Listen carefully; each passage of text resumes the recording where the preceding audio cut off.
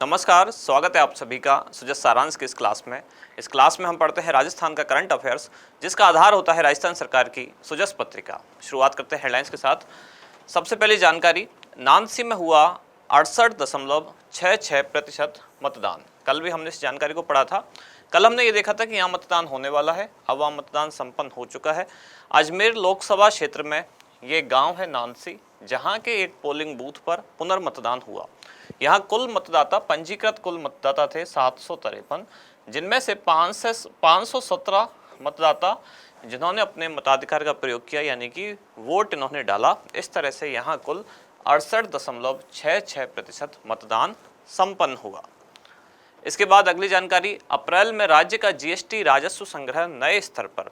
अप्रैल 2024 के दौरान राजस्थान में कुल 5,558 करोड़ का जीएसटी कलेक्शन हुआ, जो कि पिछले वर्ष यानी कि अप्रैल 2023 में कितना था, 4,785 करोड़ रुपए। इस तरह इसमें कुल कितनी वृद्धि हुई है, 16% की वृद्धि दर्ज की गई। एक नया नवाचार, मोबाइल ऐप आधारित अटेंडेंस मैनेजमेंट सिस्टम। ये मोबाइल एप्लीकेशन आधारित जो अटेंडेंस मैनेजमेंट सिस्टम है, प्राइवेट सेक्टर में काफ़ी पहले आ चुका है। अब सरकारी सिस्टम में भी ऐसी चीज़ें लागू होने लगी हैं।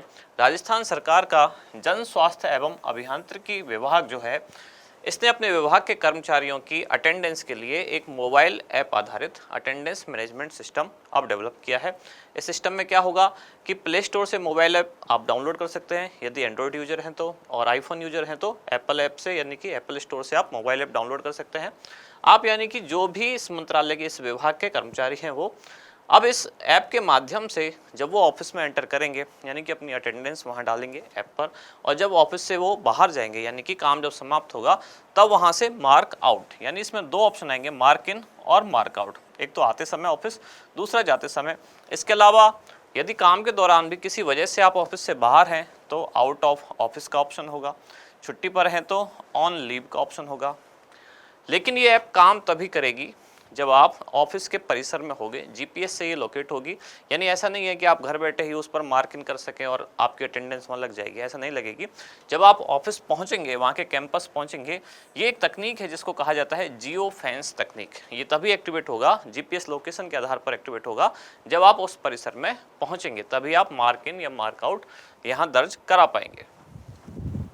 अगली जानकारी है, रेबीज नियंत्रण कार्यक्रम के तहत ज्वाइंट स्टीयरिंग कमेटी गठित की गई है। बाल विवाह रोकने के लिए नियंत्रण कक्ष स्थापित, तो आगामी कुछ दिनों में, जिसमें अबूझ साबे के दौरान विशेष रूप से ध्यान रखने के निर्देश दिए गए हैं। अक्षय तृतीया और पीपल पूर्णिमा के दौरान बहुत ज़्यादा जो शादी वगैरह होती हैं, अब उसमें बाल विवाह ना हो, इसकी रोकथाम के लिए नियंत्रण कक्ष स्थापित किया गया है। इसके बाद अगली जानकारी, अवैध खनन के खिलाफ अभियान, जिसमें 27 वाहन पकड़े गए, 4 केस दर्ज किए गए, चालक परिचालकों को मिले नियमित विश्राम। ये किसकी, राजस्थान रोडवेज की जो बैठक संपन्न हुई, उसमें कुछ बातें कही गई कि आपने देखा भी होगा, रोडवेज बस के जो ड्राइवर कंडक्टर हैं लंबे समय तक लगातार ड्यूटी करते रहते हैं, जिससे कई बार दुर्घटना भी हो जाती है। इसलिए कहा गया कि चालक परिचालकों को नियमित विश्राम भी मिले। दवाओं की 100% उपलब्धता के लिए विकसित किया जा रहा है ऑनलाइन मैनेजमेंट सिस्टम। मुख्यमंत्री निःशुल्क दवा योजना के तहत आवश्यक दवाएं जो हैं ये उपलब्ध हो सकें, इसके लिए एक ऑनलाइन मैनेजमेंट सिस्टम डेवलप किया जा रहा है। इसके बाद हमारा इंडेक्स, यानी कौन कौन सी जानकारी हम खास तौर से पढ़ेंगे। सबसे पहले देखेंगे कि मोबाइल ऐप आधारित जो सिस्टम है, जिसको नाम दिया गया अटेंडेंस मैनेजमेंट सिस्टम, जिससे सरकारी कर्मचारी अपनी अटेंडेंस लगा सकेंगे। राज्य का जीएसटी संग्रह, ये खास तौर से बात हो रही है अप्रैल 2024 में कितना रहा, और इसी महीने में 2023 में, यानी कि अप्रैल 2023 में कितना था। नानसी में पुनर्मतदान हुआ, उसके आंकड़े जारी हुए हैं, यानी कितना मतदान हुआ। दवाओं की 100% उपलब्धता हेतु एक ऑनलाइन मैनेजमेंट सिस्टम डेवलप किया गया है, और बाल विवाह रोकने हेतु नियंत्रण कक्ष स्थापित। शुरुआत करेंगे मोबाइल ऐप आधारित अटेंडेंस मैनेजमेंट सिस्टम से। कई बार क्या होता था, आप लोगों ने भी किया होगा, स्कूल की अटेंडेंस जब आप देते हैं तो कोई अगर स्टूडेंट एब्सेंट है तो उसका जो दूसरा दोस्त है उसकी जगह वो उसकी अटेंडेंस बोल देता प्रेजेंट सर, यस सर बोल के, और एक तरह से फर्जी अटेंडेंस आपकी लग जाती थी। ऐसा ही सिस्टम सरकारी ऑफिस में भी धीरे धीरे चलने लगा। यानी जब आप रजिस्टर में अटेंडेंस लगाते हैं तो कई बार ऐसे भी होता था, जो कर्मचारी उपस्थिति पंजिका होती है, जो रजिस्टर होता है, उसमें कई बार ऐसा हो सकता है कि एक की जगह कोई दूसरा हो सकता है साइन कर दे या प्रेजेंट लगा दे या केवल पी लिख कर वहाँ छोड़ दे। अब इस तरह की जो भी फर्जी चीज़ें थी उनको रोकने के लिए ऐसा एक ऑनलाइन सिस्टम डेवलप किया जा रहा है। प्राइवेट सेक्टर में मल्टीनेशनल कंपनी वगैरह हैं उनमें बहुत पहले आ चुका है, अब सरकारी तंत्र में भी ये विकसित किया जा रहा है। अब इसमें एक मोबाइल ऐप डेवलप की गई है और इस ऐप के माध्यम से ही आप अपनी अटेंडेंस वहाँ लगा पाएंगे और जब ऑफिस छोड़ेंगे तो आप उसमें ये जानकारी देंगे कि इस समय आपने ऑफिस छोड़ा, यानी कि कितने बजे आए और कितने बजे गए। एक तो आप जो देखते हैं कि बायोमेट्रिक एंट्री है वो एक अलग चीज़ है, जहां आप थंब इम्प्रेशन या फिंगर इम्प्रेशन लगा के अपनी अटेंडेंस यानी कि इन एंड आउट आप रजिस्टर करते हैं। ये मोबाइल एप्लीकेशन पर आधारित है, यानी कि आपको अपने मोबाइल में ही अपनी उपस्थिति दर्ज करानी होगी। अब ये काम कैसे करेगा? जीपीएस के माध्यम से काम करेगा। इसमें एक नई टेक्नोलॉजी है जिसको कहा गया है जियो फेंसिंग या जियो फेंस तकनीक, इसको भी जानेंगे क्या है। अब ये दोनों जुड़ी हुई हैं आपस में, यानी कि ये मोबाइल ऐप जो है तभी एक्टिवेट होगी जब आप उस ऑफिस कैंपस में होंगे या उसके आसपास के क्षेत्र में, उस परिसर में जब आप होंगे, तभी ये जियो फेंस तकनीक काम करेगी। जीपीएस से लोकेट होगी।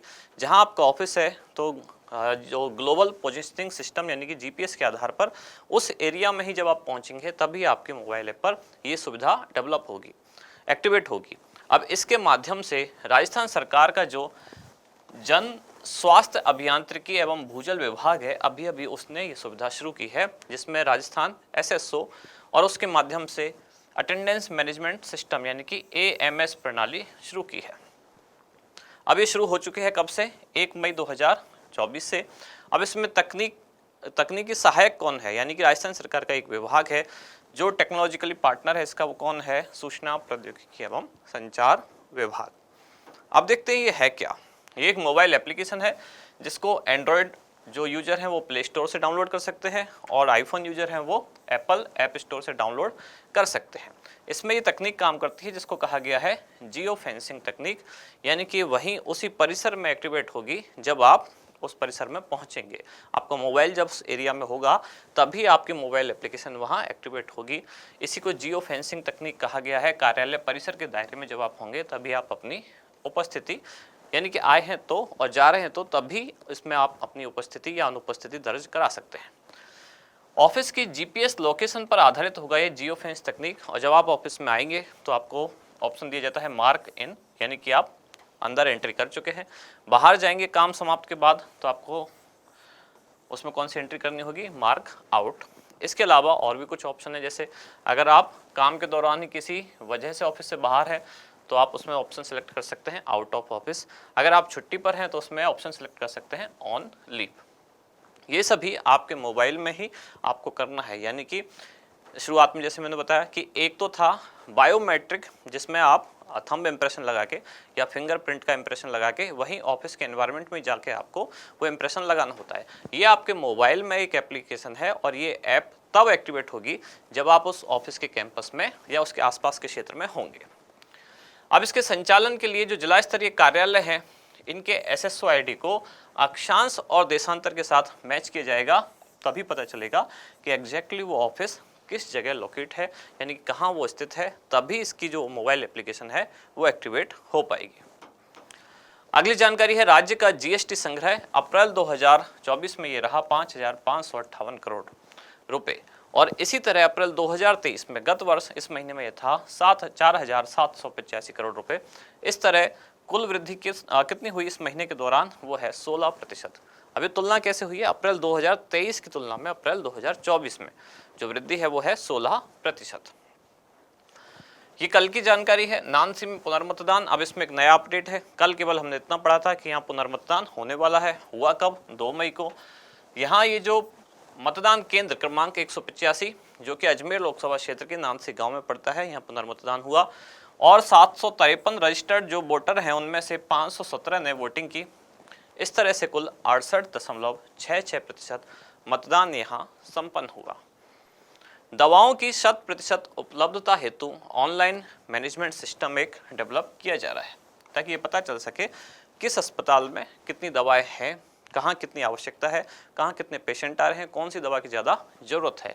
ये सारी चीज़ें इनकी रियल टाइम मॉनिटरिंग की जा सके, इसके लिए एक ऑनलाइन सिस्टम डेवलप किया जा रहा है।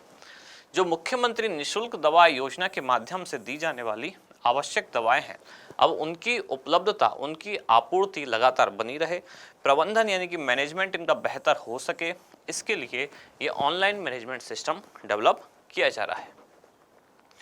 आज की आखिरी जानकारी है बाल विवाह रोकने हेतु नियंत्रण कक्ष स्थापित। तो आगामी कुछ मुहूर्त ऐसे हैं जैसे कि अक्षय तृतीया, पीपल पूर्णिमा, तो इनमें काफ़ी ज़्यादा लोगों की शादियाँ वगैरह होती हैं इस समय, अबूझ सावा जिसको कहा जाता है, यानी कि इसमें शुभ और शुभ मुहूर्त देखे बिना ही इन दिनों में शादियाँ होती हैं। अब इनको ऐसा ना हो कि इस अवसर पर बाल विवाह हों, और होते ही हैं। अब इनको रोकने के लिए प्रशासन ने कुछ प्रयास किए हैं, जहां जोधपुर ग्रामीण जिला जो है यहाँ नियंत्रण कक्ष स्थापित किया गया है।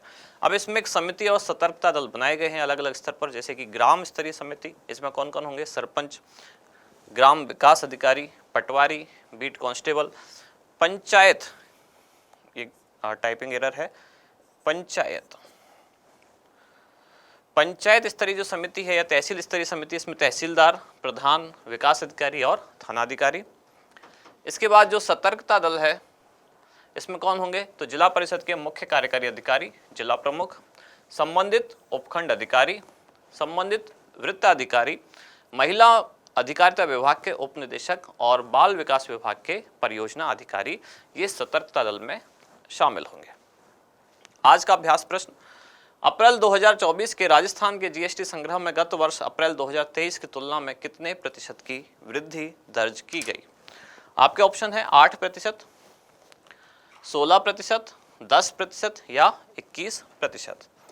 यहाँ फिर से एक मिस्टेक है, और ये मिस्टेक क्या है, ये ऑप्शन है बी और ये है सी। ठीक है, तो आपको बताना है 8%, 16%, 10% या फिर 21%। तो कितने प्रतिशत की वृद्धि दर्ज हुई, इसका जवाब बताएं आप कमेंट्स में। अब मिलते हैं कल अगली न्यूज के साथ अगली क्लास में। धन्यवाद।